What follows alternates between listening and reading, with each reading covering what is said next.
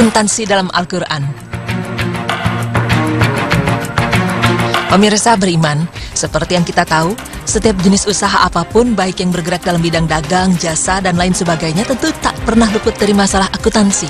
Menurut American Accounting Association, akuntansi merupakan proses mengidentifikasi, mengukur, dan melaporkan informasi ekonomi untuk memungkinkan adanya penilaian dan keputusan yang jelas dan tegas bagi mereka yang menggunakan informasi tersebut. Jika diteorikan, akuntansi merupakan suatu seni pencatatan dalam transaksi perusahaan. Ditarik dari satu kata yaitu pencatatan, maka bisa dipastikan segala jenis kegiatan menggunakan metode ini.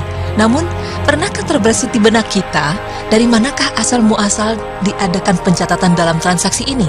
Jangankan orang awam yang tidak mengerti tentang akuntansi, bahkan mungkin banyak mahasiswa yang mengambil jurusan akuntansi juga tidak mengerti tentang asal-muasal metode akuntansi.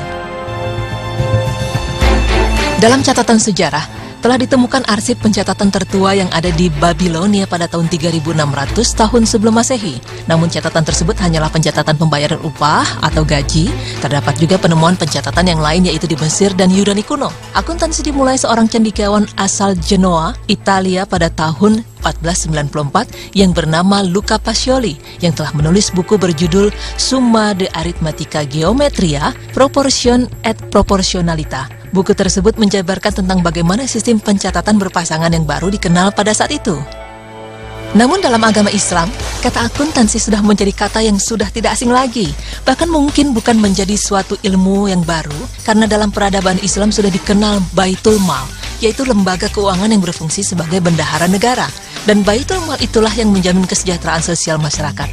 Baitul Mal sudah dikenal sejak tahun kedua Hijriah, tepatnya pada masa pemerintahan Islam di Madinah. Berdirinya lembaga ini diawali dengan cekcok para sahabat Rasulullah SAW dalam pembagian harta rampasan perang Badar. Maka turunlah firman Allah Subhanahu wa Ta'ala yang artinya, "Ketahuilah, sesungguhnya apa saja yang kamu peroleh sebagai rampasan perang, sesungguhnya 1/5 untuk Allah, Rasul, kerabat Rasul, anak-anak yatim, orang-orang miskin, dan Ibnu Sabil. Jika kamu beriman kepada Allah dan kepada apa yang kami turunkan kepada hamba kami Muhammad di hari Furqan, yaitu di hari bertemunya dua pasukan, dan Allah Maha Kuasa atas segala sesuatu." Quran Surah Al-Anfal ayat 41. Setelah turunnya ayat tersebut, Rasulullah SAW mendirikan Baitul Mal yang mengatur setiap harta benda kaum muslimin, baik itu harta yang keluar maupun yang masuk. Bahkan Nabi SAW sendiri menyerahkan segala urusan keuangan negara kepada lembaga keuangan ini. Lalu bagaimana konsep akuntansi dalam Islam itu sendiri? Pemirsa beriman, konsep akuntansi yang harus diikuti oleh setiap pelaku bisnis sebenarnya telah digariskan dalam kitab suci Al-Quran. Konsep tersebut dinyatakan dalam firman Allah Subhanahu wa Ta'ala yang artinya, "Hai orang-orang yang beriman, apabila kamu bermuamalah tidak secara tunai atau melakukan utang piutang untuk waktu yang ditentukan, hendaklah kamu menuliskannya, dan hendaknya seorang penulis di antara kamu menulis dengan benar. Dan janganlah penulis enggan menuliskannya sebagaimana Allah telah mengajarkan kepadanya, hendaknya ia menulis.